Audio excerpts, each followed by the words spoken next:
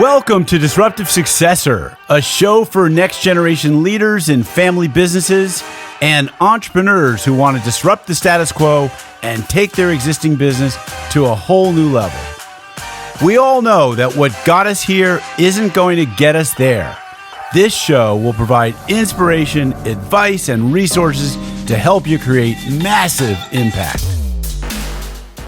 Hi, this is Jonathan Goldhill, your host of the Disruptive Successor Podcast, and welcome back to another episode. Today, I have a guest who hails from academia, from Vermont, Burlington, Vermont, actually.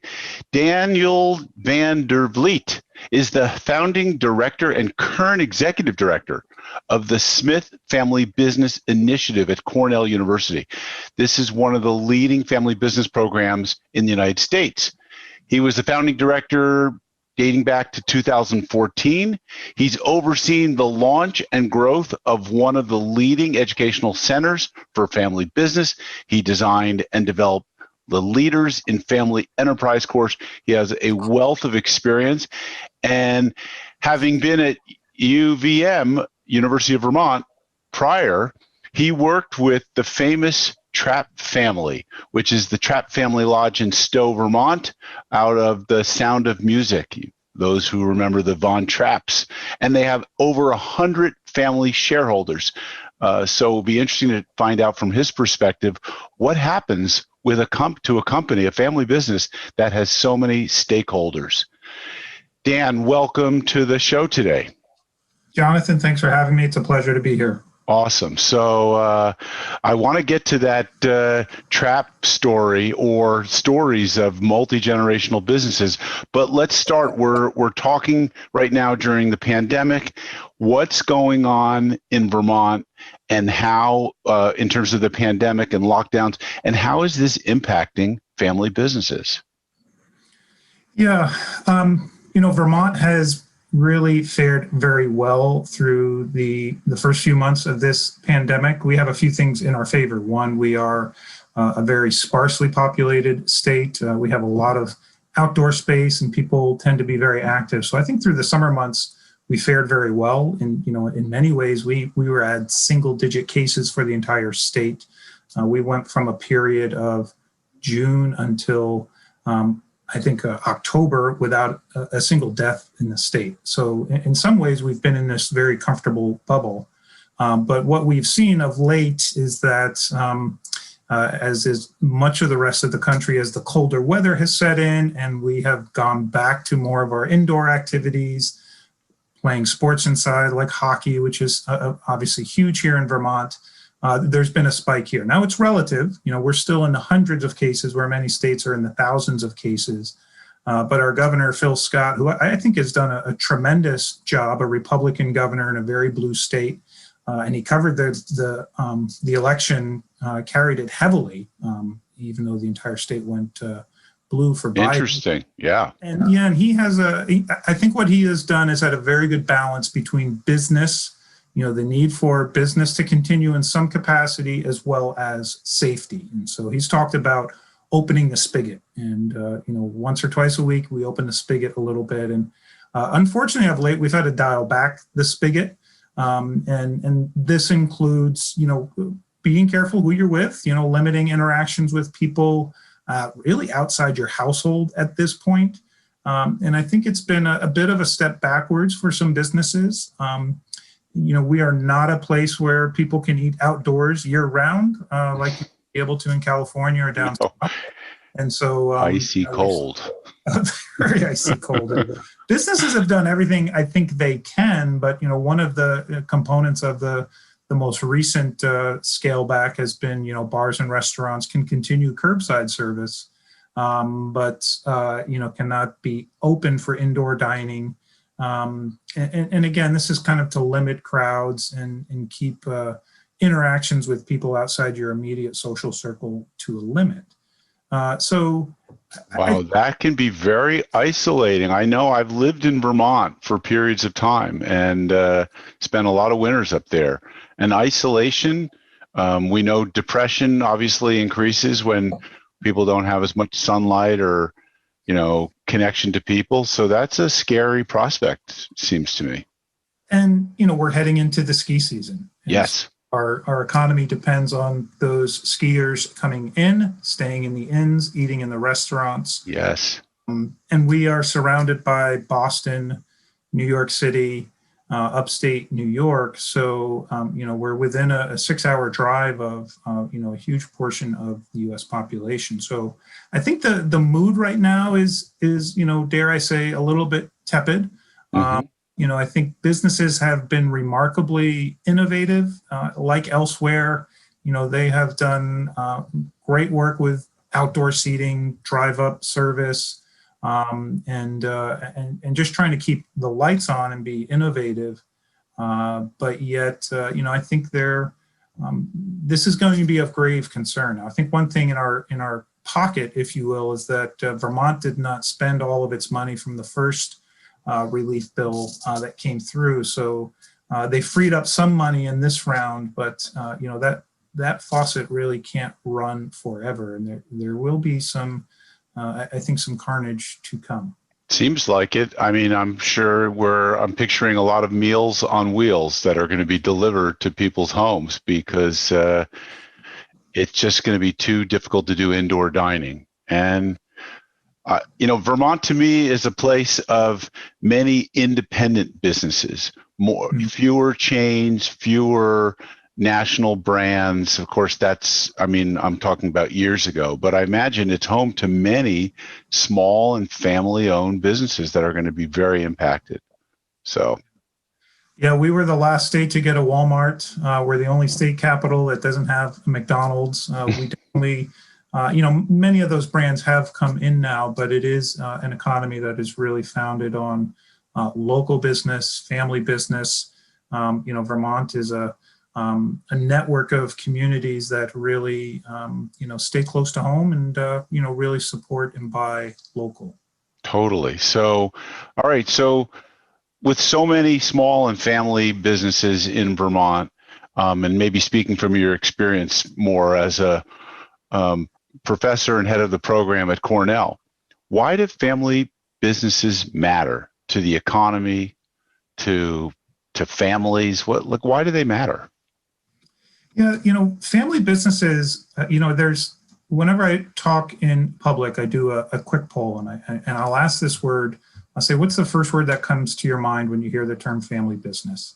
And inevitably 3 words will come up. 1 is small, 2 is conflict, and 3 is nepotism. Time and time again, those 3 words are among the most common choices.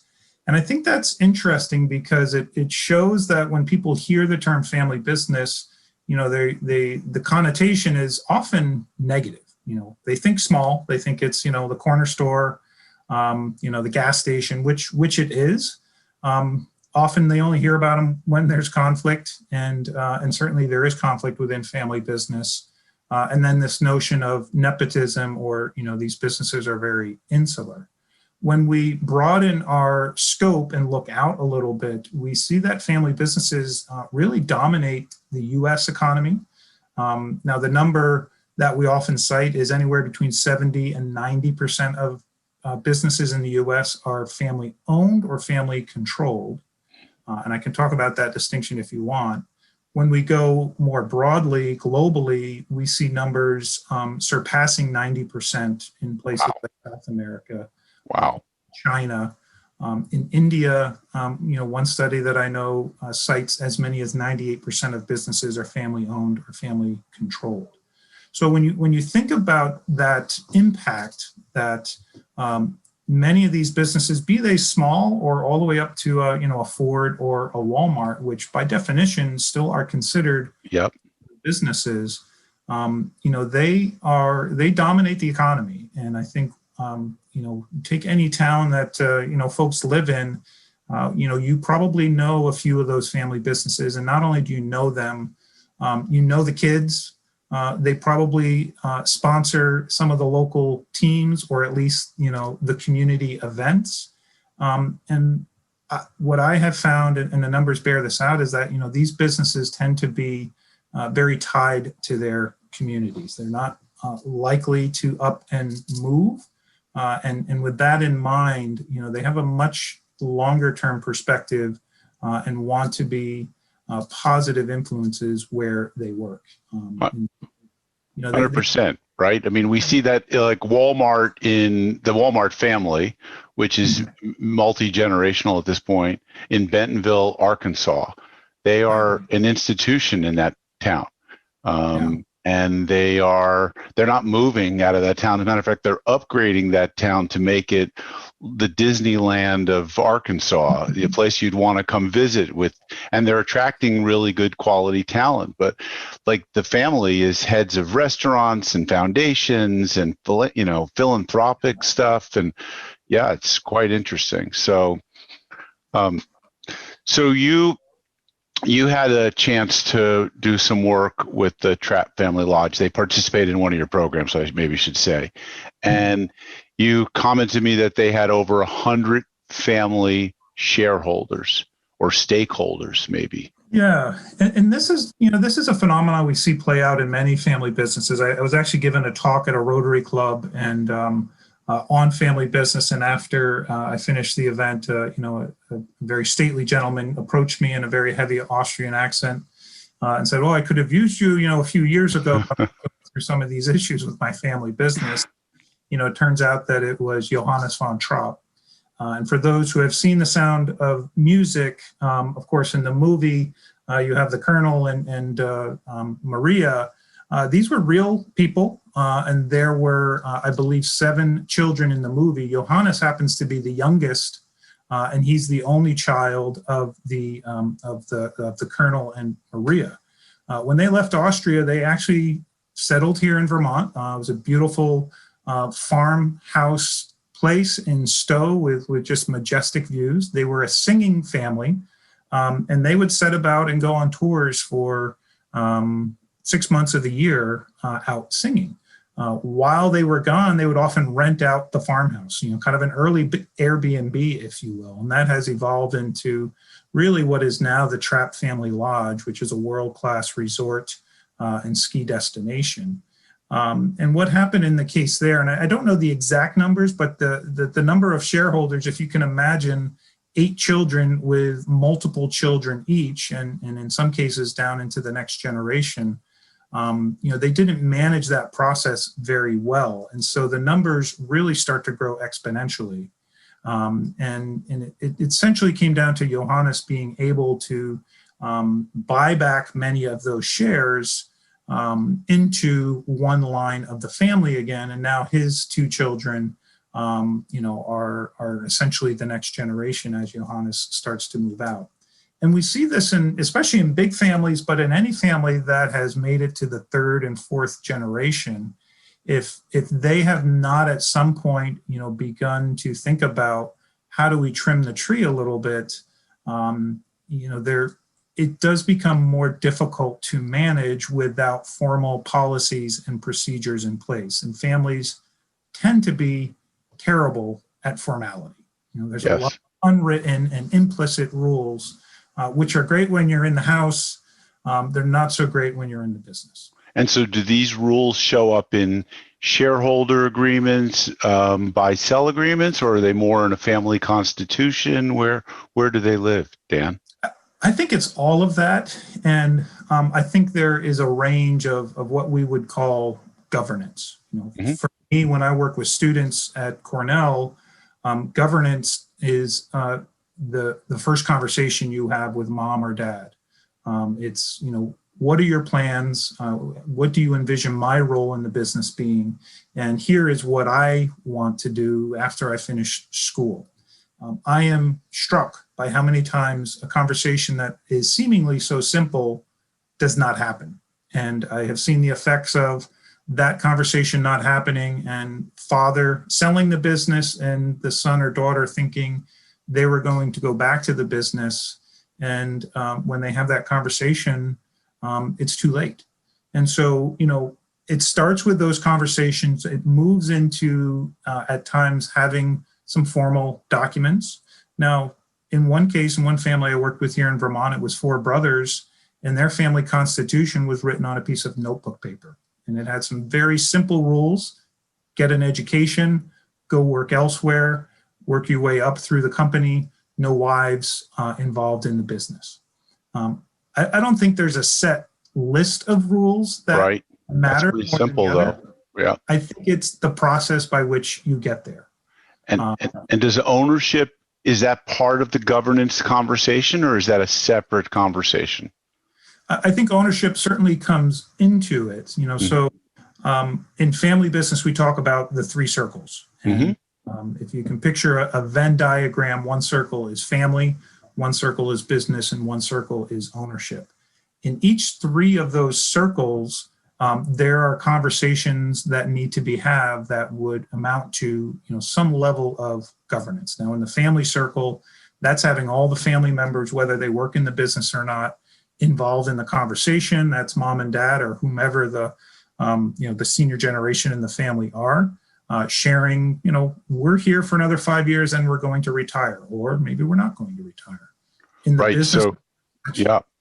So in my book, by the way, for listeners, they can turn to page 170. I talk about the three circle model.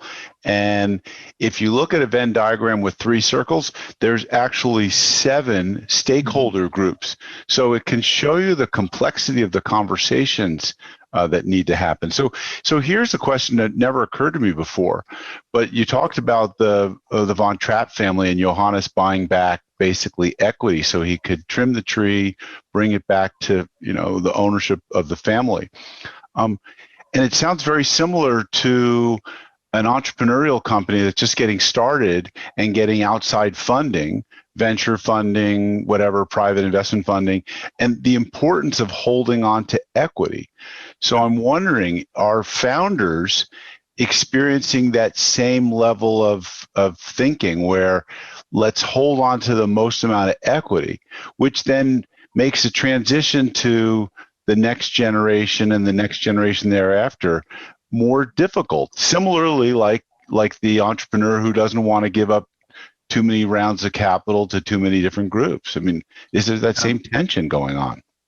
Very much, and at Cornell, I get to interact with a lot of entrepreneurs there as well. Some of them come from their own family business. Others, just have a great idea and want to build something. And what I often share with them is, we talk about family business in the sense of family. We're all related, but think of family as the people you are interacting most closely with. And what you see often with startups are maybe 2 or 3 people. They're friends, they were roommates, they get going on this idea, they pour everything they have into it. They're saying stuff left and right. John, you're good at IT, so you do the computer stuff. I'm really good at sales, and such has a good business mind.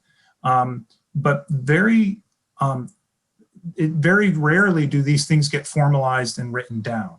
And I will implore on many of these students, it seems silly, but have the conversation and understand those 3 circles. When you're making a decision about equity, as you've just referenced, that's an ownership decision. When you're making a decision about the product or how you sell it or how you go to market, that's a business decision. And then when you make a decision around, how are we going to interact as partners, that's kind of more the family decision. Right. So that 3 circle model, with a few tweaks to the name, I think applies very much towards an entrepreneurial mindset as well. Totally. And if I'm not mistaken, there was a family business consultant who's passed away out of Los Angeles. He wrote the book Hats Off to You. His name is escaping me at the moment. You might know him, but he talks about balancing prosperity, family harmony, and so you have to balance these different. He has a 3rd circle, so you have to balance several things when you're trying to satisfy these different stakeholder groups. Okay, so let's switch gears for a moment. So family businesses make up a huge portion of the economy, and by the way, I was really struck when I went and checked out my initial royalty sales on my book that half of my royalties were in India. So, and it speaks to the percentage of family businesses that are there. But why do family businesses matter to customers? I see families who lead with on their website or with their marketing stuff that we're family owned or family run. And I always say, guys, that's good maybe for you and maybe it's good for the customer, but why is it good for the customer? Like, you have to speak in terms of the customer's language. And what are you seeing in terms of how that gap is bridged? Again, the gap being what customers' expectations in your plumbing service or your roofing service are, and the fact that you're family owned. Like, does it matter? I mean, I think it certainly does matter, but I think context matters as well. And, sometimes the family involvement can be a double-edged sword. So if you're going to wed your family name to the business, that's wonderful. But what happens when, one of the kids, gets into trouble and possibly soils the family name? Now, that's not the end of the world. And we've seen instances where families can get out in front of that and make it, maybe not a positive, but a less than negative event. But I think at a local level, it matters because people do business with people.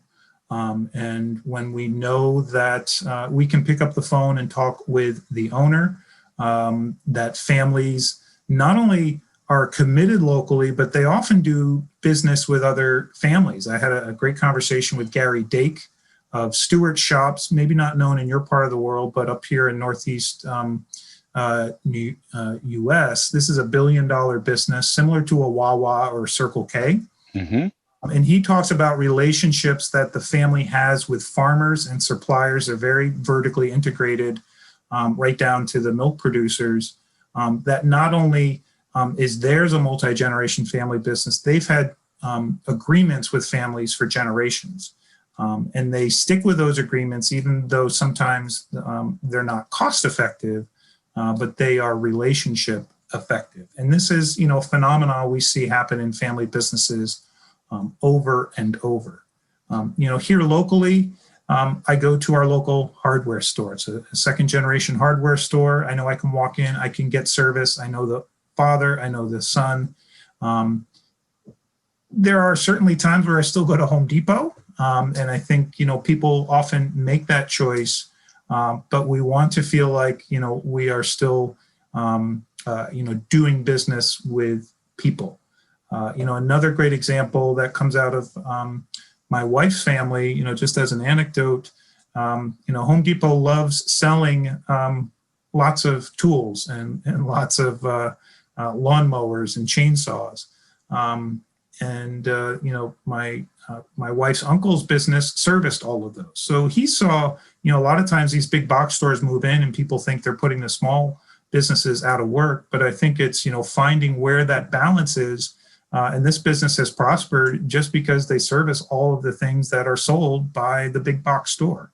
So you're probably not going to compete on price, but you can compete on service, you can compete on relationship, and you can compete on value. Yeah, well, it's interesting. I mean, Home Depot, I guess, like Amazon, is a bit of a category killer. But if you're a guy like me who doesn't want to hunt up and down big aisles in a big box shop looking for something that I don't really know how to use when I get it or how to apply it, I love my local Ace or Franklin hardware store where I can go in there and I've got guys that'll answer questions, they'll walk me through it, and boy, that feels like a family business if I ever saw one. So, yeah, interesting. All right. So we talked about the survey that came out of Banyan Global, and it's got some new information. Do you want to share some of the insights from that? Yeah, and again, I think what this signifies is that they surveyed a few hundred, I think about 200 family businesses. These were over 20 countries, and I think what it signified is that nearly half of the businesses were in danger. 5% were in danger of failing completely, while about 44% are suffering significantly. So, family business is not the cure-all for everything. And I think, we need to recognize that this has impacted not only businesses, but families as well. And we're talking about the pandemic specifically, Exactly, as far as what exactly. Banyan's research was. Okay, Yeah, sorry. This was a study done over the summer. Mm-hmm. It also exposed, some cracks. And so, going back to sort of the governance conversation, for families that were prepared, what they saw was that there was actually about 40% of the businesses actually had either no impact on the family or a slightly positive impact. They suddenly pulled together, they were working together, committed towards a common cause. But for about 30% of those, there was either a minor or major negative impact. So I think, what this really exposes is that, if there are cracks there, they are going to be magnified during these times of crises. Once business starts drying up or things change dramatically, if there's not a plan in place, then the crisis becomes very real and not an opportunity, or at least a chance to change and innovate and do something differently. And when we're thinking of multi-generational family businesses, these are businesses that can date back 50, 75, 100 years. And to put that span in context, we have had the Great Depression during that time, numerous recessions, several world wars, as well as other local wars, as well as another pandemic back in 1918 or so. And so these businesses have weathered those storms previously. And I think part of what we see with family businesses when they are well positioned is that they're able to weather these storms because they're not leveraged financially. They apply things like family capital, meaning these are the non-financial resources that they're able to apply to make it through the challenge. They're not. Other generations have made it through other challenges, and often they are equally committed to make it through as well. A few weeks ago at our conference, we spoke with Zenguro Hoshi. If you've heard of Hoshi Ryokan, this is a spa in Japan that was founded in the year 730. So this is a 1,300-year-old family business. And Zenguro is the 43rd generation. Maybe he's the 44th. I'd have to double check that, but regardless. And the one startling takeaway, because we asked him these same questions that you're asking me, and his one takeaway is the only constant is change. So I agree. Gosh. Yeah. This is a significant crisis that has impacted the globe, and we're still in the throes of it. But these disruptions happen locally, they happen regionally, and they happen globally. And they will only, I think, continue. We live in a very hyper world where that is susceptible to, things that happen in Iraq can affect us here for no reason at all. Well, a wise mentor and coach once said to me, John, you need to reinvent your business, or at least it's been my experience, he said, that you need to reinvent your business like every 3 to 5 years.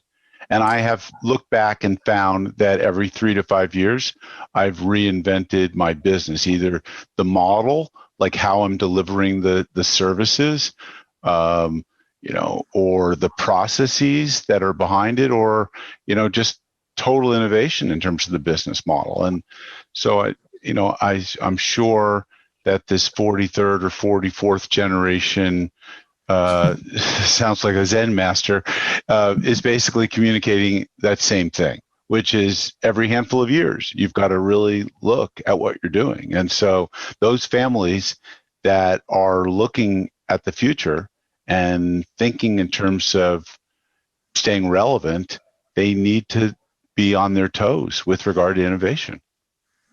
Yeah, there's a saying that relates to that. It used to be a good idea would last a family for 3 generations. And now it's more each generation needs to come up with 3 good ideas. That's not scientific, but I think it's the same perspective of, you can't sit on what has made you successful up till now. And I think it In the family business space, there's been an evolution of the term family business, and some people now call it family enterprise. And I think what that signifies is family business implies sort of a singular unit. We have a business that makes widgets, and we make money when we sell widgets. And that's great when people need widgets, but what happens when people don't need widgets or somebody sells widgets for cheaper? Family enterprise really sort of takes that and starts to think more, call it a portfolio approach, that, maybe there's a way maybe there are other companies that either we get vertically integrated, or there's a complementary company that we can acquire that makes a different type of widgets. And so the family enterprise mindset does a few things. One is it sort of hedges your risk when one of those businesses goes bad. Two, it allows more family members to be engaged, and it gives you an opportunity to, if you're in that situation like we talked about with the traps, where you have numerous members in the next generation, it gives you more room to sort of try out some of those people in different areas and different skill sets. And also what we often see in the family enterprise mindset is, this is where, a lot of the community and philanthropy takes place. And taken to its extreme, then we get into things like family offices and family foundations where, the family then is generating wealth, which is then investing in other companies, and is also, helping to, support the local community through their own philanthropic efforts. Yep. So familiar, makes a lot of sense. I saw it in my own family's business, where my father, Walter, and my uncle, Jerry, joined the family clothing business, and there wasn't really any roles for them to provide or play. So my grandfather created a new line of clothing. It was called Walger, named after the two men, and they went out and sold a cheaper knockoff version of the family's, it was their own private label, where they were doing labeling for everyone else. And and it was basically funded by the company. None of the operating costs, all the operating costs flowed through to the main business. So it made them look like they were really healthy. But that's how they got started. That's how that whole line got started, expanded the business. And then ultimately the family grew, sold the business and went into philanthropic and other types of real estate management. That's something we see a lot here in Los Angeles. Many operating companies have either moved out of the operating business, or there's a lot of LA businesses that are just real estate holding companies, and they're run by family enterprises, and all they do is manage portfolios of real estate. It's unique, I think, to other cities back east where it's more institutional in terms of the nature of the real estate, but out here, a lot of it's still family owned and controlled. And I think that's why that number, 70 to 80% of all businesses are family owned. And it's a very hard number to measure. Keep in mind, privately owned businesses. So, we make sort of educated guesses, if you will, but the number does bear out. I'll share the story of the Smith family that helped us to found the Smith Family Initiative at Cornell. This is a third generation family business based in Cedar Rapids. It was started with $500 in a pickup truck that hauled, chickens into the city, livestock and food. And then they one of their early innovations was they learned they could load freight both ways. So they took steel coming out of the city and brought food into the city. Moving into the second generation, only one of the children was interested. And so that transition was fairly seamless. But going into the third generation, by now, the company had grown in size and scope. It was no longer just a simple trucking company. It was a transportation logistics company. And you had a situation where none of the three children in the third generation really wanted to run a trucking or transportation company, but they also made a conscious decision not to sell the company. So they went from what we call a family managed business to a family owned business. And in the process, created essentially a family office, which now gives opportunities for those three children to be more actively involved in acquisition decisions, investment decisions, and they are, they still have the trucking company, but there's also real estate and many other assets of the business involved there. And so, that's a great example of a business that has done very well, but I think that, can also happen at a much smaller scale as well. And so I think it's sort of that what we call the family enterprise mindset. Very interesting. Okay, let me wrap up with one final question around CEO peer groups. So here in Southern California, down in the San Diego, La Jolla area, an organization now known as Vistage built a worldwide CEO peer group program, and it's widely recognized, well received. It's either a carbon copy or similar to the YPO forum groups and the EO forum groups. They're run a bit different, and now we know there's many other offshoots. There's Christian focused peer groups. There's many other brands that knocked off Vistage. There's also some family peer groups, and can families get all their needs met through these Vistage-like peer groups, or do they really have unique needs that really need to be addressed in those family business peer groups? And are they the multi-generational family businesses that really need to be in there? So what's your knowledge and experience in this area? Well, I'm glad you asked this question because it's very relevant to right now. So I'll answer that on several levels. Yes, family business peer groups do respond in ways that might be different than Vistage or YPO. And there are a number of these peer groups at other university-based centers through North America. There's some right in LA at Cal State Fullerton. So what we operate at Cornell is called the Smith Family Business Initiative. There are similar centers at about 50 other universities or colleges in the US. And many of them run these peer groups, and they're often very different levels. One is a CEO level, so sort of either the founder or the owner. Next is a next gen level, which would be the successor. Some even have female only peer groups. Some have in-law peer groups. Some have non-family peer groups, depending on how you want to shape it up. But it really builds off of the Vistage or the YPO model, which is anywhere between 6 and 12 individuals meeting consistently, typically facilitated.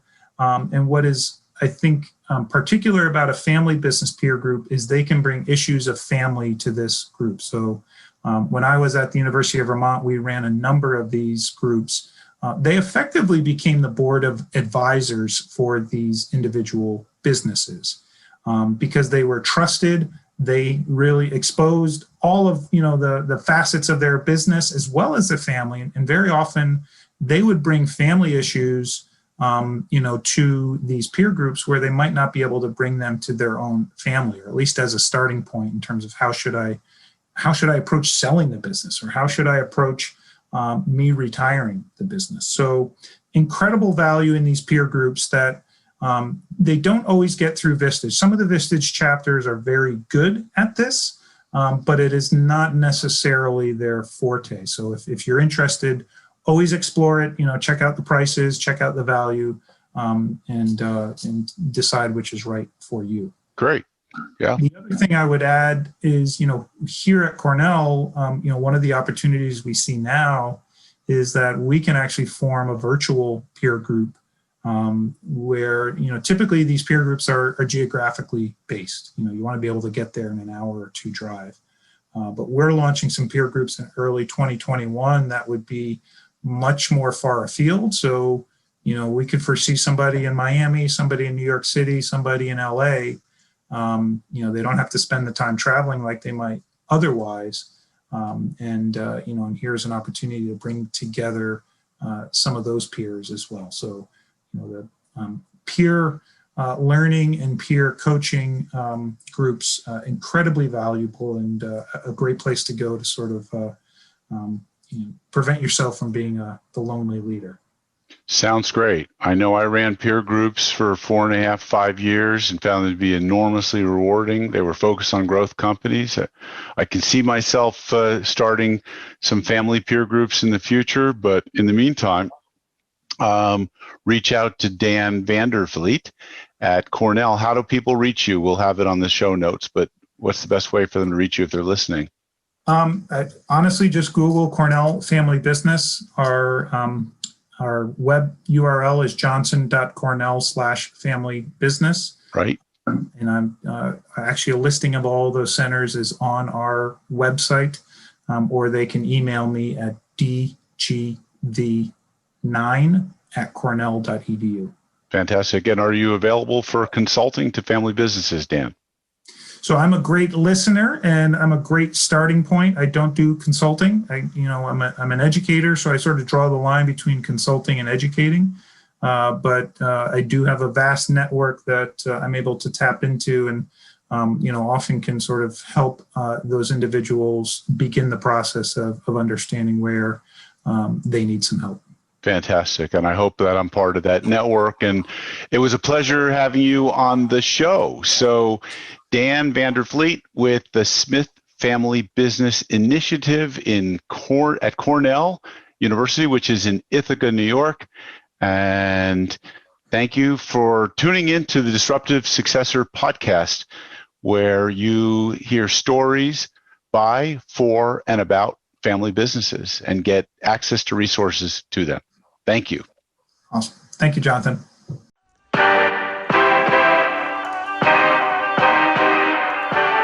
Thank you for joining us on the Disruptive Successor Podcast. If you enjoyed today's episode, please subscribe, review, and share with a friend who would benefit from the message. If you're interested in picking up a copy of my book, Disruptive Successor, go to disruptivesuccessor.com.